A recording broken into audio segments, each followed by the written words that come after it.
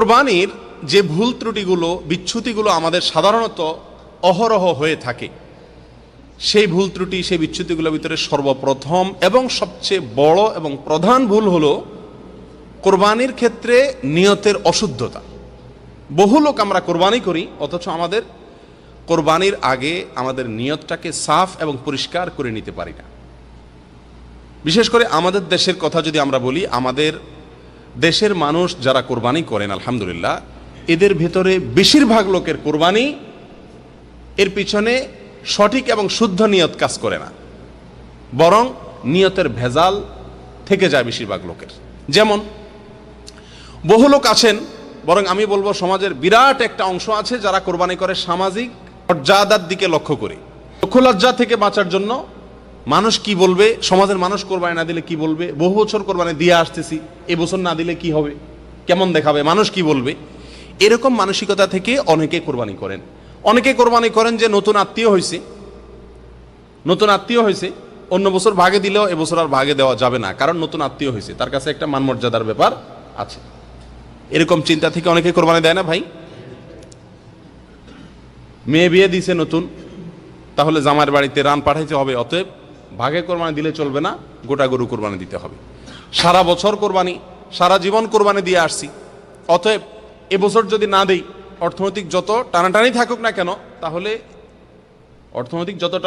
না কেন, এবছর যদি না দেই তাহলে চোখ বাঁচে না। এই সমস্ত চিন্তা মানসিকতা থেকে বহু লোক কোরবানি করে না ভাই। এই কোরবানিগুলো সব অশুদ্ধ কোরবানি। আর এর বাইরে সবচাইতে বড় অংশ নিয়তের ক্ষেত্রে যে ভুলটা করে, সেটা হলো কোরবানির ক্ষেত্রে এটাকে গোশত খাওয়ার একটা উৎসব, গোশত খাওয়া, গোশত সংগ্রহ করা, অল্প পয়সায় ভালো গোশত সংগ্রহ করা, এই উদ্দেশ্যে, এই ধান্দায় সমাজের বিরাট একটা অংশের মানুষ কোরবানি করে। গোশতের উদ্দেশ্যে যদি কেউ কোরবানি করে, গোশত যদি তার মূল টার্গেট এবং আসল উদ্দেশ্য হয়, তাহলে কোরবানি সহি হবে? আল্লাহ সুবহানাহু ওয়া তাআলা কি বলেন? লা ইয়ানালাল্লাহু লুহুমুহা ওয়ালা দিমাউহা ওয়ালাকিন ইয়ানালুহু তাকওয়া মিনকুম। তোমাদের কোরবানির পশুর গোশত, রক্ত এর কিছুই আল্লাহর কাছে যায় না, বরং তোমাদের যে তাকওয়া, কোন মন মানসিকতা নিয়ে কোরবানি দিচ্ছ তুমি, তোমার মনের সেই তাকওয়াটুকু, এটা আল্লাহ সুবহানাহু ওয়া তাআলার কাছে পৌঁছায়। আল্লাহ সুবহানাহু ওয়া তাআলা আদম আলাইহিস সালামের দুই ছেলে হাবিল এবং কাবিল, তাদের বিষয়ে তারা আল্লাহ সুবহানাহু ওয়া তাআলার কাছে কোরবান পেশ করেছিল। কোরবান মানে হলো আল্লাহর কাছে নৈকট্য অর্জনের জন্য সাদাকা পেশ করেছিল। আল্লাহ সুবহানাহু ওয়া তাআলা কোরআনে কারীমে সেই প্রসঙ্গে বলতে গিয়ে বলেন, ইয তাকাররাবা কুরবানান ফাতুকুব্বিলা মিন আহাদিহিমা ওয়া লাম ইউতাকাব্বাল মিনাল আখার। দুই ভাইয়ে কোরবানি করেছিল, আদম আলাইহিস সালামের দুই ছেলে, একজনটা আল্লাহ সুবহানাহু ওয়া তাআলার পক্ষ থেকে কবুল হয়েছে, আরেকজনটা কবুল হয় নাই। কেন কবুল হয় নাই আর একজনটা কবুল হয়েছে, যে সেটা কেন হয়েছে সে প্রসঙ্গে আল্লাহ সুবহানাহু ওয়া তাআলা বলেন, ইন্নামা ইয়াতাকাব্বালুল্লাহু মিনাল মুত্তাকিন। ইন্নামা ইয়াতাকাব্বালুল্লাহু মিনাল মুত্তাকিন, নিঃসন্দেহে আল্লাহ সুবহানাহু ওয়া তাআলা কেবল মুত্তাকিদের পক্ষ থেকেই গ্রহণ করেন, মুত্তাকিদেরটাই আল্লাহ তাআলা কি করেন? কবুল করেন।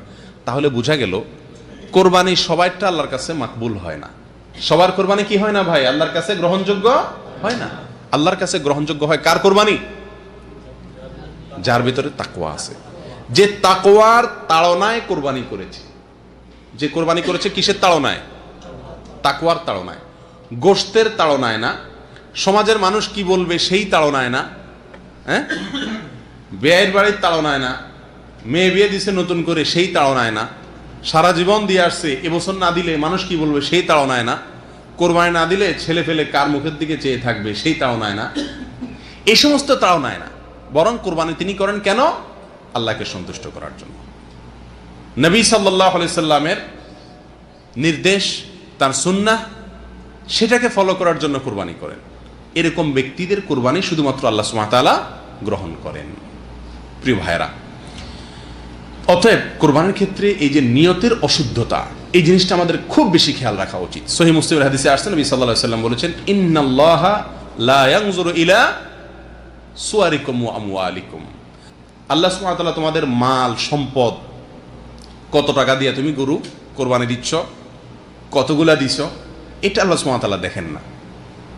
তোমাদের গরুর আকৃতি, সাইজ কত বেশি, এটা আল্লাহ সুবহানাহু ওয়া তাআলা দেখবেন না। আল্লাহ সুবহানাহু ওয়া তাআলা কি দেখবেন? ওয়ালাকিন ইয়ানজুরু ইলা কুলুবিকুম ওয়া আমালিকুম। আল্লাহ দেখবেন তোমাদের অন্তরের অবস্থা কি, কোন মানসিকতা থেকে কোরবানি দিচ্ছ, কোন উদ্দেশ্যে কোরবানি দিচ্ছ, সেটা আল্লাহ সুবহানাহু ওয়া তাআলা দেখবেন। এই জন্য প্রিয় ভাইরা, কোরবানির ক্ষেত্রে আমরা বারবার বলি, আবারও বলি, সবচেয়ে বড় ভুল হলো আমাদের দেশে বেশিরভাগ লোকের কোরবানি এটা ইবাদত হিসাবে হয় না, এটা হয় শুধুমাত্র নিজস্ব মানমর্যাদা রক্ষা করার একটা তাগাদায় অথবা গোশত সংগ্রহ করার একটা উৎসব হিসাবে, বাস।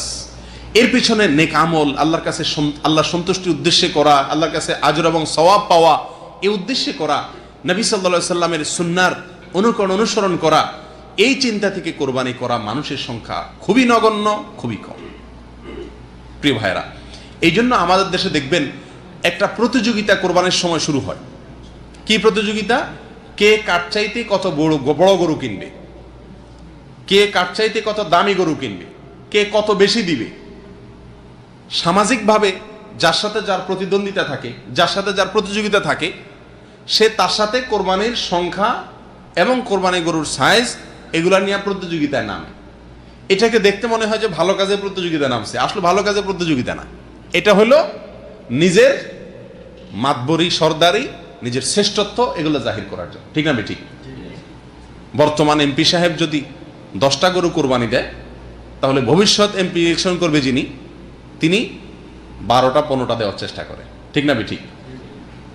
শুধু এমপি সাহেব, মন্ত্রী সাহেব না, আমাদের সমাজেও আমরা যখন বসবাস করি, প্রতিবেশী, পাড়া, মহল্লা, যার সাথে আমার একটু প্রতিযোগিতা আছে, সবসময় চেষ্টা করি তার উপরে ওঠার জন্য। এই যে উপরে ওঠার চেষ্টা, এটা আল্লাহকে সন্তুষ্ট করার জন্য যদি হতো তাহলে সেটা প্রশংসনীয় হতো, কিন্তু এই চেষ্টাটা হলো শুধুমাত্র সমাজে নিজের প্রভাব জাহির করার জন্য, ঠিক না বেঠিক?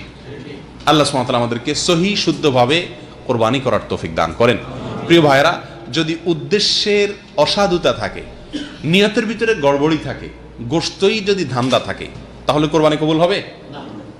এই কোরবানির কোনো মূল্য আছে? কোনো মূল্য নেই। আল্লাহ সুবহানাহু ওয়া তাআলা আমাদের সকলকে সহি শুদ্ধভাবে কোরবানি করার তৌফিক দান করেন।